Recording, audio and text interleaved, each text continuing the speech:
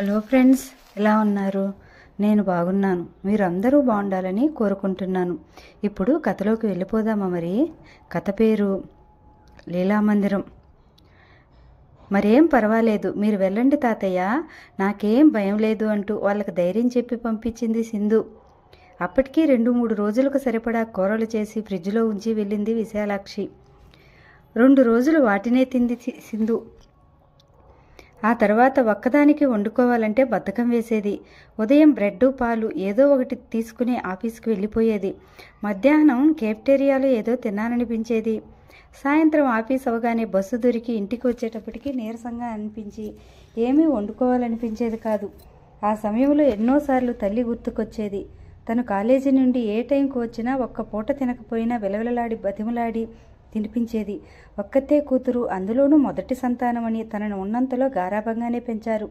కానీ చివరకు పరువు కోసం ప్రేమనే చంపుకున్నారు.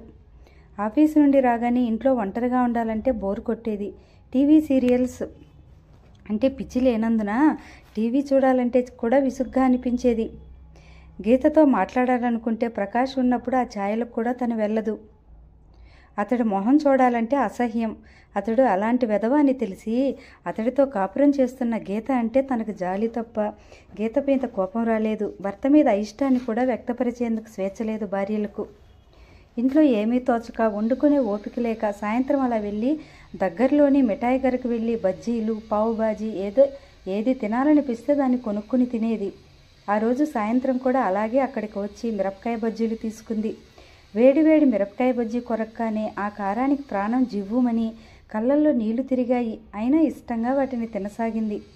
లావుగా ఉన్న ఆ బజ్జీలు ఒక ప్లేట్ తినగానే కడుపు నిండిపోతుంది. అక్కడున్న కుర్చీలో కూర్చుని చిన్నపిల్లల బజ్జీలు తింటున్న సింధును అంతకుముందే ఆ పక్కగా ఆగిన ఓపెల్ ఆస్ట్రా కారులో నుండి గమనిస్తున్నాడు హర్షవర్ధన్. అటువైపుగా వెళుతున్న అతనికి మిఠాయి గారి ముందు సింధు కనిపించగానే పక్కగా కారు ఆపి కారులో నుండే చూడసాగాడు. ఈ ప్రపంచంతో తనకేం సంబంధం లేనట్లుగా ఇష్టంగా స్వేచ్ఛగా బజ్జీలు తింటున్న సింధును చూస్తే అతనికి ఆశ్చర్యం కలిగింది. అంత పెద్ద కంపెనీలో పనిచేస్తుందనే అతిశయం ఏమాత్రం లేకుండా, ఏ మొహమాటం లేకుండా అలా తింటున్న సింధును చూస్తూ సింధు వ్యక్తిత్వాన్ని అంచనా వేయసాగాడు. బజ్జీలు తినడం పూర్తయిన సింధు లోపలికెళ్ళి థమ్సప్కు డబ్బు కట్టి థమ్సప్ తాగేసి వెలుపలికి వచ్చి తన ఇంటివైపు నడక సాగించింది. అది గమనించిన హర్ష నవ్వుకున్నాడు. మరునాడు అదే సమయానికి మళ్ళీ సింధును అక్కడ చూసి ఆశ్చర్యపోయాడు. 2 రోజులుగా సింధును గమనించడమే అతని దినచర్య అయిపోయింది. సింధు తెచ్చిన ఫైల్ చూడడం పూర్తి చేసిన హర్ష తల ఎత్తి సింధు వైపు చూస్తూ, వెల్ సింధు, నీకు మిరపకాయ బజ్జీలంటే అంత ఇష్టమా అని అడిగాడు నవ్వుతూ. సార్ అంది ఆశ్చర్యపోతూ. అతడెందుకలా అడుగుతున్నాడు? ఏం లేదు, రోజు నిన్ను బజ్జీల కొట్టు దగ్గర చూస్తున్నాను, అందుకని అలా అడిగాను. మళ్ళీ అతడిలో అదే నవ్వు. ఒక్క క్షణం సింధు మొహం సిగ్గుతో ఎర్రగా కందిపోయింది. తను బజ్జీలు తినడం బాస్ చూశారన్నమాట. తనకెంత బుద్ధి లేదు. ఇది సిటీ కదా, తనకెవరు తెలుసు అనుకుని ఎక్కడ పడితే అక్కడ తినడం అలవాటు చేసుకుంది. తన బజ్జీలు ఇష్టంగా అబగా తినడం బాస్ చూడడం. My God! నో, నిన్ను ఎగతాళి చేయాలని అడగడం లేదు. ఏ హిపోక్రసీ లేకుండా నువ్వు అలా తినడం నాకెంతో నచ్చింది. అందుకే బజ్జీలంటే ఇష్టమా అని అడిగాను. అయినా రోజు తింటే ఆరోగ్యం పాడవదు. అబ్బే, ఇష్టమని కాదు సార్, ఇంట్లో ఎవరూ లేరు, ఊరెళ్ళారు, వండుకోవటం బద్ధకనిపించి అలా అవి తిన్నాను సిగ్గుపడుతూ చెప్పింది. ఈజిట్, ఎన్ని రోజులైంది మీ వాళ్ళు ఊరెళ్ళి? వారం రోజులవుతుంది సార్, రేపో ఎల్లుండో వచ్చేస్తారు.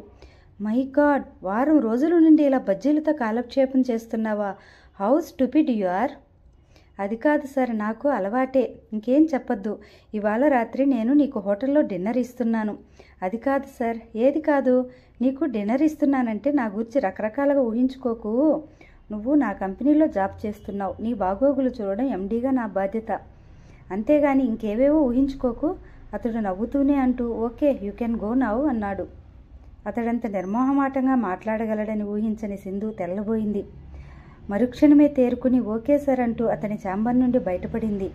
అయినా అతడి నవ్వే గుర్తుకు రాసాగింది. ఆ నవ్వు గుర్తుకొస్తే ఒళ్ళంతా గిలిగింతలు పెట్టినట్లుగా ఉంది. అతడు సామీప్యాన్ని నుంచి తప్పించుకోవాలని దూరంగా జరుగుతాను, కానీ అతని నుంచి తప్పించుకోలేను. హోటల్ గ్రాండ్ కాకతీయ డిన్నర్ హాల్లో కూర్చుని ఉన్నారు హర్షవర్ధన్, సింధు. అంత పెద్ద హోటల్కు రావడం అదే మొదటిసారి సింధుకు. హోటల్ను, ఆ ఖరీదైన వాతావరణాన్ని పరిశీలించసాగింది. అతడు మెనూ కార్డు సింధు ముందుకు తోస్తూ ఏం కావాలో చూడు అన్నాడు. మెనూ బుక్ చేస్తున్న సింధుకు వాటి పేర్లలో ఒక్కటి కూడా తెలిసినట్లుగా అనిపించలేదు.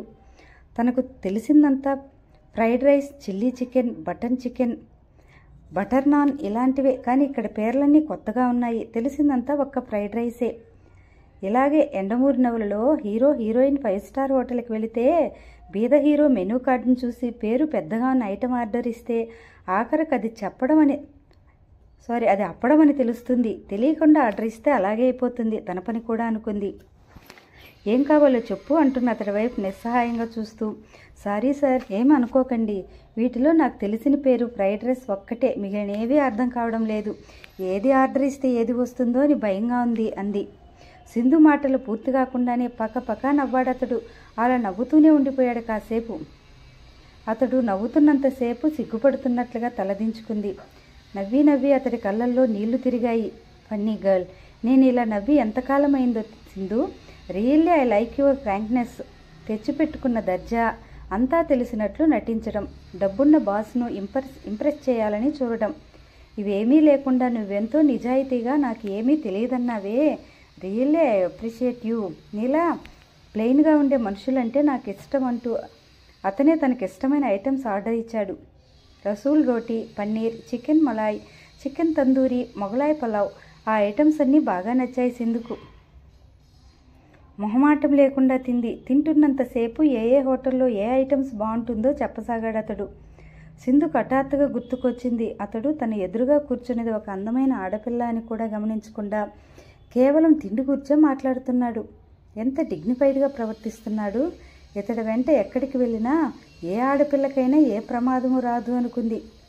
డిన్నర్ పూర్తయ్యాక ఆ బిల్లు చూసి సింధు కళ్ళు తిరిగినట్లయింది. సార్, ఇంత బిల్లా? అది నా కోసం. టేక్ ఇట్ ఈజీ, ఇది చాలా తక్కువ. మన కంపెనీకి ఎవరైనా ఎగ్జిక్యూటివ్లు వస్తుంటే వేలల్లో ఉంటాయి బిల్స్.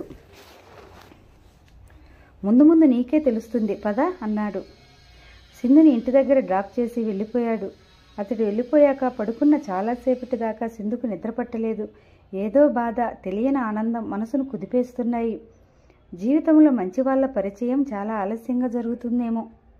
ఎక్కడి నుండో సౌదీవాక్ చాంద్హో పాట రాగం వినిపిస్తుంది.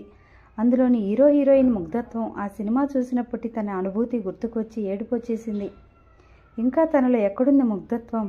తనకు నచ్చిన వ్యక్తికి, మనసు పడిన వ్యక్తికి మనసావాచ అంకితం అవ్వాలనుకునే తనకు అలా అంకితమయ్యే అర్హత ఉందా? ఆకాష్ అనే రాక్షసుడు తన జీవన సౌకుమార్యాన్ని నిర్దాక్షిణ్యంగా నాశనం చేశాడు. ఇంతే తన బతుకు. ఈ బతుకున్న తనకు మృత్యువేనయం. ఆ రోజు ఎండీ ఛాంబర్లో ఉన్నప్పుడు సింధు, నీతో ఒక విషయం చెప్పాలనుకుంటున్నాను అన్నాడు సింధు వైపు చూస్తూ. చెప్పండి సార్ అంది. అతడు ఆకాష్ లాగా ఐ లవ్ యూ అంటూ చెత్త మాటలు మాట్లాడాలని తెలుసు. అతను ఆఫీసులో ఉన్నప్పుడు చాలా బిజీగా ఉంటాడు. అనవసరమైన విషయాలకు టైం వేస్ట్ చేయడు. అందుకే అతనంటే తనకు చాలా గౌరవం. సింధు, మనది చాలా పెద్ద కంపెనీ. ఇక్కడికి చాలామంది ఎగ్జిక్యూటివ్లు వస్తూ ఉంటారు. నా పిఏగా నిన్ను వారందరికీ పరిచయం చేయాల్సి ఉంటుంది. అవును సార్. అతడు చెప్పడానికి తటపటాయిస్తున్నట్లుగా చూస్తూ, ఇఫ్ యూ డోంట్ మైండ్, నువ్వు నీ డ్రెస్సింగ్ విషయంలో ఇంకాస్త శ్రద్ధ వహిస్తే బాగుంటుంది అన్నాడు. సింధు మొహం ఆ మాటలు వినగానే అవమానంతో వెలవెలబోయింది. తను ఇంటి నుండి బయలుదేరిందే కొన్ని డ్రెస్సులు, సుమారుపాటి చీరలతో. ఇంకా మంచి డ్రెస్సులు, చీరలు సర్దుకోవాలనే ఆలోచనే రాలేదు. అసలు అంత సమయం కూడా లేదు. ఎవరూ చూడకుండా అప్పటికప్పుడు ఇల్లు దాటి రావడానికి ఎంత అవస్థపడిందో తనకే తెలుసు. ఆ సమయంలో తన ధ్యేయమంతా ఆకాశ్ నుండి తప్పించుకోవాలని. ఆ రోజు దాటితే తన జీవితంలో అతడి నుండి తప్పించుకోలేకపోయేది. అందరి సమక్షంలో వేదమంత్రాల మధ్య భారీగా తాళి కట్టించుకున్న తర్వాత అతడి నిరంకుశ ప్రేమలో నలిగి నాశనమయ్యేది. ఆ రోజు తలుచుకుంటే ఇప్పటికీ ఒళ్ళు జలధరిస్తుంది. ఇక్కడికి వచ్చాక ఇన్ని నెలలు తన ఉద్యోగాన్వేషణలో ఉద్యోగం దొరికాక కాస్త ఊపిరి పీల్చుకోవడంతో సరిపోయింది. డ్రెస్సులు, చీరలు కొనాలనే ఆలోచనే రాలేదు. అతడు చెప్పేవి నిజమే. తను ఇంకాస్త మంచి డ్రెస్సులు వేసుకోవాలి. వెలవెలబోయిన సింధు మొహం చూస్తూ, ఐఆమ్ సారీ, నిన్ను హర్ట్ చేసినట్లున్నాను. నీ ప్రాబ్లమ్స్ ఏమిటో నాకు తెలియవుగా.